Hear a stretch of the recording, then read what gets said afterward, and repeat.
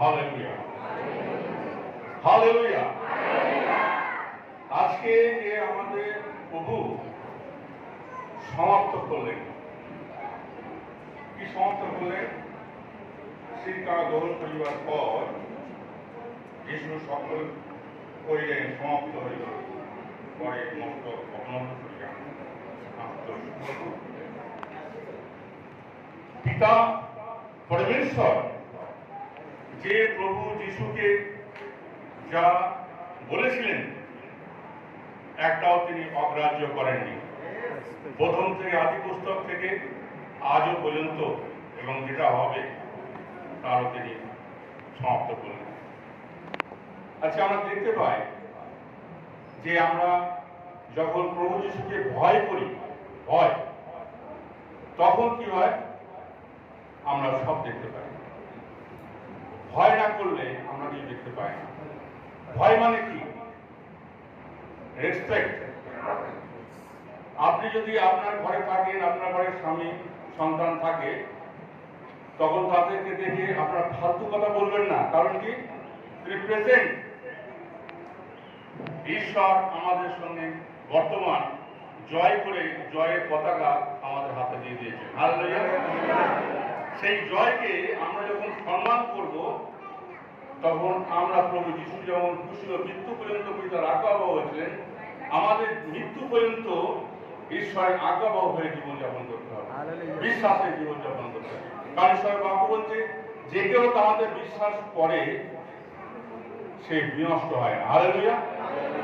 আমরা কেউ বিনষ্ট হব না, কারণ আমরা মাটির থেকে আবার উঠবো। এই শরীরটা মহিমার শরীরে পরিণত হবে। হালেলুয়া। আর প্রভুর সঙ্গে একই সাথে আমরা খাবো। তিনি যা খাবেন, যে চেয়ারে বসবেন, সেই চেয়ারে আমাদের বসতে দিবেন। হালেলুয়া। এই সমাপ্ত করে অধিকার কিতাব থেকে অর্জন করেছেন। হালেলুয়া। আজ্ঞাবহতার মাধ্যমে আমরা যখন তার আজ্ঞাবহ হই, তিনি আমাদের সব কিছু সঙ্গে সঙ্গে দিতে থাকেন। যে ঈশ্বরের বাধ্য তার পক্ষে সবই সাধ্য। হালেলুয়া। এটা একটা ডায়লগ মনে রাখুন। আপনি যদি ঈশ্বরের বাধ্য হন, তাহলে আপনি সকলেই আপনার পক্ষে সাধ্য। আর ঈশ্বরের কাছে কোনোটাই অসম্ভব নয়। আমি তার আমি এমন এমন কথা একটা সময় বলি, সেটা আমি নিজেও বুঝি না, কিন্তু বলছি। তার কারণ কি? যখন পবিত্র আত্মা আপনাকে কথা বলবেন আপনার সাথে, তখন সেই কথা ঈশ্বর বলেন। আর ঈশ্বর যখন কোনো কথা বলেন, সেটা কখনো অবাধ্য হবে না, সেটা বৃথা যাবে না। যখন আমরা বলছিলাম যে মথি 3 অধ্যায়ে যখন ব্যাপটিজম দিচ্ছেন প্রভু যিশুকে, তখন উল্লাস করে আমার প্রিয় পুত্র ইহাতে মুক্তি। যখন আমরা ঈশ্বরের বাক্য শুনি আর বাক্য মেনে চলতে শিখি, তখন কি হয়? আমরা ঈশ্বর আমাদের সঙ্গে কৃত হয়। আমরা গীতসঙ্গীতের গান তোমার মুখ উজ্জ্বল করো, তাহলে আমরা পরিত্রাণ পাই। হালেলুয়া। আমাদের থেকে যেন ঈশ্বর লজ্জিত না হন, তিনি আমাদেরকে সমাপ্ত করে সমস্ত পৃথিবী আমার কাছে দত্ত হয়েছে, সর্বমাত্র পৃথিবী যা কিছু আছে সব অধীশ্বর।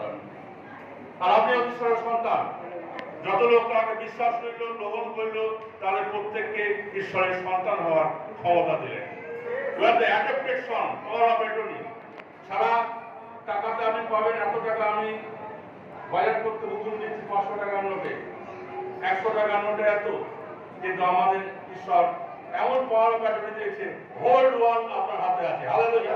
Not only India, all over India, not all over পৃথিবী, সারা ওয়ার্ল্ডকে আমাদের সঙ্গে নিয়ে দিয়েছে তার জয়ের মাধ্যমে। যত লোক তাকে ডাকে, তিনি তাকে প্রত্যেককে উত্তর দিয়ে থাকেন। শুধু একটাই আমাদের নিচু হতে হবে, নত হও, উন্নত করা যাবে। ঈশ্বরের পরাক্রম হাতে নিচে যখন আমরা নত হই, তখন যথাসময়ে তিনি আমাদেরকে উন্নত করেন। হালেলুয়া। অ্যাকর্ডিং টু টাইম, প্রভু যিশুকে যেমন কালভারি ক্রুশে দেওয়ার আগে তখন একটা কথা তিনি বলেছিলেন, এখন আমার সময় হয়নি, এখন আমার সময় হয়নি। আমরা একদিন মহিমান্বিত হব, যখন আমরা প্রভুর মহিমার সঙ্গে জীবনযাপন করব। আপনি কখনো হেরে যাবেন না, কখনো ভাববেন না আমি রোগগ্রস্ত, কখনো ভাববেন না আমি অসহায়, প্রভু আমাদের সহায়, সর্বদা তিনি আমাদের সহায় আছেন, আমাদের সহায় তিনি থাকবেন। কারণ একটাই, তিনি আমাদের একটা রক্তের সম্পর্ক করেছেন, ব্লাড রিলেশন। ব্লাড রিলেশন কখনো ভুলে যায় না, হালেলুয়া। এটা মনে রাখবেন, সবাই ভুলে যাবে কিন্তু ব্লাড রিলেশন কখনো কেউ ভোলে না। কারণ তিনি রক্ত দিয়ে আমাদের ক্রয় করেছেন, যথাসময়ে তিনি আমাদের উন্নত করবেন। আমরা যে অবস্থায় থাকি তিনি আমাদের সশক্তি সর্বদা দেখছেন। এটা আমাদের মনে রাখতে হবে, তিনি god is omnipresent, omniscient, Almighty. যখন আপনি আপনার যে কোনো জায়গায় আছেন, আপনি রেগে গেছেন, দেখেন ঈশ্বর দেখছেন, আপনি তার প্রতিফল পাবেন। আপনি আনন্দ করছেন, তারও প্রতিফল পাবেন। আমরা আনন্দ করতে করতে একদিন মহান আনন্দে পরিণত হব, মহিমা করতে করতে একদিন মহিমার দেশে পৌঁছাবো। মহিমা আপনাকে হৃদয়ে আনতে হবে।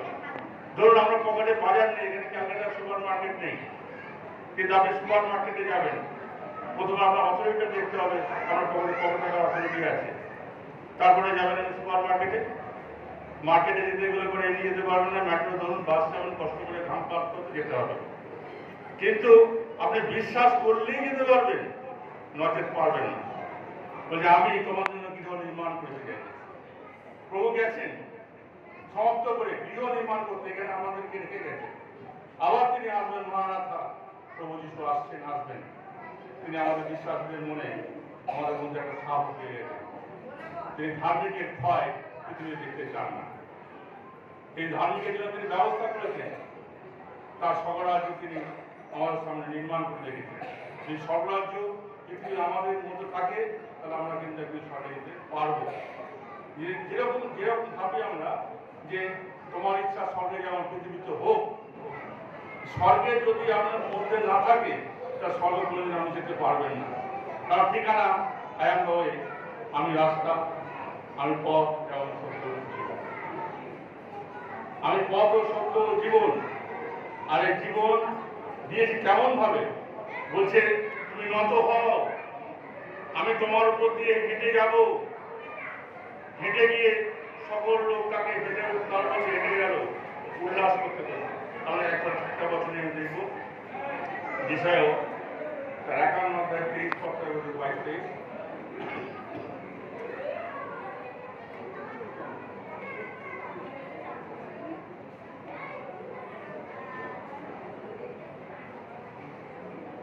হ্যাঁ 22 পড়ুন। সময় কম, 10 মিনিট সময় পড়ুন। তোমরা প্রভু সদাপ্রভু তোমার ঈশ্বর তিনি আপন প্রজাদের পক্ষপাতী। তিনি এই কথা কয়েন, দেখো আমি মত্ততা জনক পান পাত্র, আমার বৃহৎ পান পাত্র তোমার হস্ত হইতে লইলাম, আর সেই পান পাত্রে তুমি আর পান করিবে না। আর আমি তোমাকে সেই ক্লেশদাতাদের হস্তে সমর্পণ করিব, যারা তোমার প্রাণকে বলিয়াছে ভেট হও, আমার উপর দিয়া গমন করো। আর তুমি ভূমির ন্যায় সড়কের ন্যায় পথিকদের কাছে আপন পৃষ্ঠ পাতিয়া দিয়েছ। ঈশ্বর তার নিজের পিঠ পেতে সর্বহার পৃথিবীর মধ্যে একটা চলার পথ করে দিয়েছে।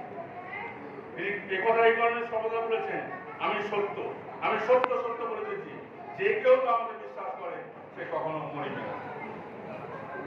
বারবার একই সত্যের কথা বলেছেন, এবং তার রক্ত আমাদেরকে শক্তি যোগায়। পুরুষ আমাদেরকে শক্তি যোগায়, পুরুষ আমাদেরকে মিলন করতে শেখায়, পুরুষ আমাদেরকে শান্তির পথ দেখায়। ছোট বাক্য বলতে